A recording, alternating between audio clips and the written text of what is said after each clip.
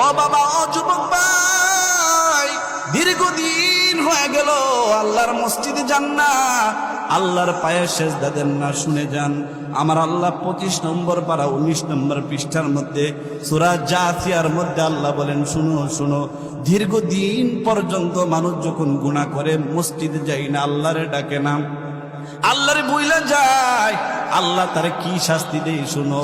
আদাল্লাহুল্লাহু আলা ইলমি ওয়া খাতামা আলা সামিহি ওয়া কলবিহি।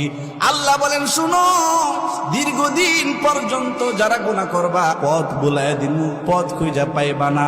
ওয়া খাতামা আলা সামহি, আল্লাহ তার কানের মধ্যে মোহর মাইরা দেন। ওয়া কলবিহি, এবং তার অন্তরে মোহর মাইরা দেয়।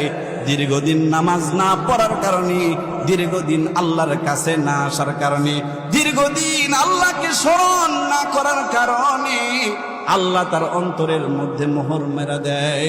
ওয়াজালা আলা বাসারিহি গিশাওয়া, এবং আল্লাহ বলেন তার চোখকেও আমি আল্লাহ সত্য থেকে আড়াল করে দেয়।